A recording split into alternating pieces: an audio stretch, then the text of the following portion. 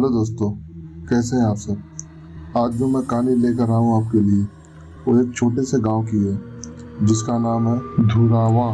ये घटना 3 लोगों के साथ घटी है जिनका किस्सा तमाम तो होने वाला था, लेकिन भगवान की तरफ से उनकी मौत आई नहीं थी, इसलिए वो लोग बच गए। वो गांव में एक भूतिया अस्पताल था क्योंकि सारे गांव वालों का मानना था उस अस्पताल में कोई भूत है। सारे गांव के लोग इस अस्पताल को भूतिया अस्पताल कहते थे, लेकिन इस अस्पताल का असली नाम विक्टोरिया अस्पताल है। इस अस्पताल को आज से करीबन 100 साल पहले अंग्रेजों ने बनवाया था। इस अस्पताल को बंद हुए तकरीबन नहीं भी तो 60 साल हो चुके होंगे, क्योंकि गांव वालों का मानना था कि इस अस्पताल के रास्ते में अगर कोई भी वहां पर जाता था तो जिंदा लौटकर कभी नहीं आता था। अंग्रेज का बनाया हुआ अस्पताल, वो भी 100 साल पहले, और वो अस्पताल अभी तक मौजूद है, लेकिन उसमें मरीज नहीं बल्कि उस अस्पताल में भूत घूमते हैं। तो इस अस्पताल के रहस्य के बारे में आपको मैं बताने जा रहा हूँ, जो बहुत ही भयानक और डरावनी है। लेकिन दोस्तों, इस कहानी को पूरे अच्छे तरीके से समझने के लिए अगर आप हमारे चैनल पर नए हैं तो प्लीज़ हमारे चैनल को सब्सक्राइब करें और बेल आइकन को दबाएं, ताकि आने वाली अगली वीडियो का नोटिफिकेशन आपके स्क्रीन पे जल्द से जल्द पहुंच जाए। और हाँ दोस्तों, आपसे एक छोटी सी रिक्वेस्ट है, अगर आपके साथ भी कोई घटना घटती है तो प्लीज़ आप हमें बताइए। तो चलो दोस्तों, कहानी को शुरू करते हैं। ये कहानी मेरे दोस्त के पिताजी ने बताया। उन्होंने बताया कि आज से 60 साल पहले इस अस्पताल में ऑपरेशन के दौरान 3-4 लोगों की मौत हो गई थी। तब से उन लोगों की आत्मा इस अस्पताल में भटकती रहती है। सुबह तक तो सब कुछ ठीक रहता है, लेकिन जैसे ही रात होती है कोई भी इंसान उस रास्ते से नहीं गुजरता है, क्योंकि वो सब आत्माएं आने जाने वाले लोगों को परेशान करती है। हालांकि मेरे दोस्त के पिताजी ने बताया कि अगर उस रात हम रुक गए होते तो आज हम जिंदा नहीं बच पाते। उस रात की बात है जब मैं अपने दोस्तों के साथ था। हालांकि मेरे दोस्त कई सारे थे, लेकिन उस दिन मैं अपने 2 दोस्तों के साथ उस जगह पर गया हुआ था, जिनका नाम अंकित और राजू था। उन लोगों के साथ मैं रात को साइकिल लेकर घूमने गया हुआ था। तभी मेरे दोस्त ने मुझे बताया विक्टोरिया अस्पताल के बारे में। हालांकि इस अस्पताल के बारे में मुझे कुछ भी नहीं पता था। मेरे एक दोस्त ने विक्टोरिया अस्पताल वाले रास्ते पे जाने के लिए कहा था, क्योंकि उस जमाने में हम में से कोई भी ज्यादा भूत प्रेत पर विश्वास नहीं करता था।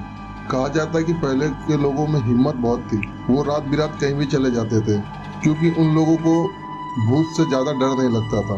और आज के लोग अगर कहीं भूत या कुछ हल्की सी झलक भी देख लेते हैं, घर से 2-3 दिन निकलेंगे ही नहीं। लेकिन दोस्तों, अक्सर करके हादसा पहले के लोगों के साथ ही होता था। वो लोग खाली उस जगह पे टहलने के लिए गए थे, पर उनको मालूम नहीं था कि उनके साथ ये हादसा हो जाएगा। तब वो लोग उस भूतिया अस्पताल के रास्ते पे जाने लगे। उन्होंने बताया कि उस समय रात के 10 बज चुके होंगे। जैसे ही हम उस रास्ते से निकले, रास्ते पर रेत होने की वजह से हमारी साइकिल का पहिया फिसल गया और हम तीनों साइकिल से एक साथ जमीन पर धड़ाम से गिर गए। गनीमत तो ये थी कि हम लोगों को चोट नहीं आई, लेकिन हम तीनों दोस्तों को हैरानी तो इस बात की थी कि बिना कुछ किए हम साइकिल से नीचे कैसे गिर गए। फिर हम तीनों दोस्तों ने उस चीज को अनदेखा करके आगे जाने लगे। चलते चलते मेरे दोस्त राजू ने कहा, अरे यार, बिना कुछ किए हम तीनों जमीन पे कैसे गिर गए। ये बात करते करते हम थोड़ी दूर गए थे, अचानक हम तीनों दोस्तों के साइकिलों का टायर पंचर हो गया। टायर पंचर हो जाने के कारण हमारी साइकिल इस बार तो पिछली बार से भी दूर तक फिसलते गए। इस बार तो हमारे कोहनी और घुटने पर थोड़ी सी चोट आ गई। फिर मेरे दोस्त अंकित ने बोला, इस जगह पे जरूर कुछ गड़बड़ है, हम यहाँ से वापस चलते हैं। लेकिन मैंने और राजू ने उसकी बात नहीं मानी और साइकिल उठाकर पैदल ही चलना शुरू कर दिया। हम थोड़ी ही दूर चले थे कि अचानक किसी लड़की की चीखने की आवाज़ सुनाई दी। ये सुनकर हम चलते चलते रुक गए और फिर उसके बाद अंकित बोला, यार, तुम लोगों को चीखने की आवाज़ सुनाई दी क्या? हम लोगों ने कहा, नहीं यार, हो सकता है किसी जानवर की आवाज़ हो। ये कहने के बाद हम अपनी साइकिल लेके धीरे धीरे जा रहे थे। 5 मिनट चलने के बाद फिर वही चीखने की आवाज़ सुनाई दी। इस बार तो हम दोनों को भी डर लगने लगा हम तीनों दोस्त एक जगह खड़े होकर आपस में बात कर रहे थे। यार, इतनी भयानक और इतनी डरावनी आवाज़ किसकी आ रही है? ये सुनने के बाद हम तीनों के होश ही उड़ गए थे। ये आवाज़ सुनने के बाद हम तीनों दोस्तों ने वापस चलने के बारे में सोचा, लेकिन हम रास्ते के बीच में आ गए थे। पीछे जाने में 3 किलोमीटर और आगे जाने में 2 किलोमीटर बाकी थे और अब हम जंगल के बीचों बीच में आ गए। आगे 2 ही किलोमीटर था, तो हम लोग सोचे कि 2 किलोमीटर आगे जाते हैं, क्योंकि आगे 2 किलोमीटर था और 2 किलोमीटर चलने के बाद हम इस जंगल से निकल जाते। हम लोगों ने आगे ही जाने का सोचा।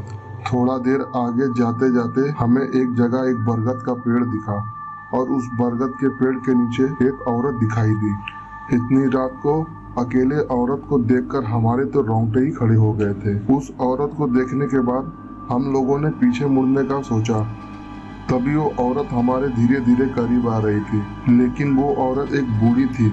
करीब आने के बाद तभी वो बूढ़ी औरत चिल्लाई, बेटा मुझे हाईवे तक पहुंचा दो। उसके बाद हमने पूछा कि इतनी रात को आप इस रास्ते से कैसे निकल रही हो?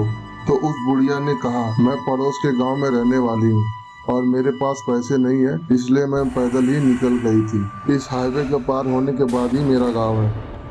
तुम लोग हाईवे पे छोड़ दोगे तो बहुत मेहरबानी होगी तुम्हारी। ये कहने के बाद हमने उस बुढ़िया के बात का विश्वास कर लिया और आगे निकल पड़े।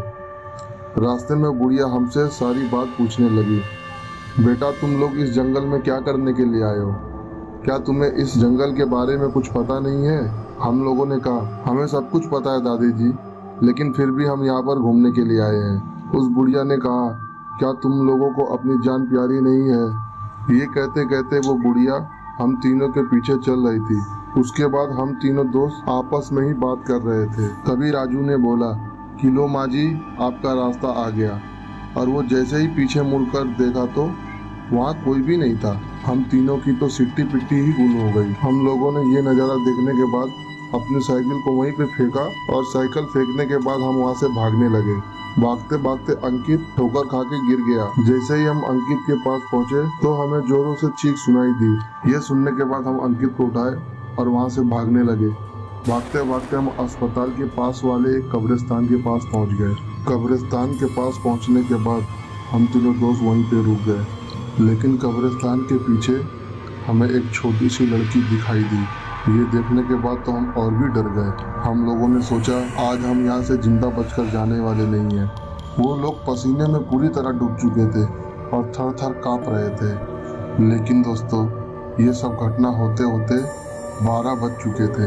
अभी तो वो लोग एक बुढ़िया से पीछा छोड़ाकर भागते हुए आ रहे थे। अब इस कब्रिस्तान पे पहुंचने के बाद कब्रिस्तान पे उन्हें एक लड़की भी दिखाई दी। लेकिन कहते ना दोस्तों, जागो राखे साइयां, मार सके ना कोई। कब्रिस्तान के पीछे एक मंदिर था जो काली माँ का था। हम लोगों ने रात भर उस मंदिर के अंदर ही गुजारा, क्योंकि उस जगह से हम लोग इसलिए नहीं गए क्योंकि हमारी साइकिल उस जगह पर पड़ी थी और अगर हम बिना साइकिल के अपने घर जाते हमारे घर वाले साइकिल के बारे में पूछते। इसलिए हम वहाँ पे रुक गए और सुबह होने का इंतजार कर रहे थे। और सुबह जैसे ही हुआ हम लोगों ने अपनी अपनी साइकिल उठाई और अपने अपने घर भाग गए। घर वालों ने पूछा तो हमने बताया कि दोस्त के घर पे कुछ काम था, इसके वजह से रात भर वहीं रुका था। उस रात के बाद से हम उस रास्ते पे कभी नहीं गए। मुझे आज भी कभी कभी वो दिन याद आता है और याद करने के बाद मेरे रूह कांप जाते हैं। इसलिए कहते हैं दोस्तों, अगर कोई जगह हमें मालूम हो कि ये डरावनी है और फिर भी हम उस जगह पे जाते हैं, मानो अपने ही पैर पे कुल्हाड़ी मारना। इसीलिए कहते हैं जानने के बावजूद भी अगर हम कोई गलती करते हैं तो उसमें हमारी जान भी जा सकती है। तो ये थी कहानी दोस्तों, जो मेरे दोस्त के पिताजी के साथ हुआ था। उनकी किस्मत अच्छी थी कि वो बच गए, लेकिन हर कोई नहीं बचता दोस्तों। तो आपको ये कहानी कैसी लगी दोस्तों? अगर आपको हमारी वीडियो अच्छी लगती है तो प्लीज़ हमारे वीडियो को लाइक कीजिए और ज़्यादा से ज़्यादा शेयर कीजिए। अब मैं अंसारी रहमान आप लोगों से विदा लेता हूँ। फिर मिलता हूँ अगली कहानी को लेके। जब तक आप अपना और अपने परिवार का ख्याल रखें।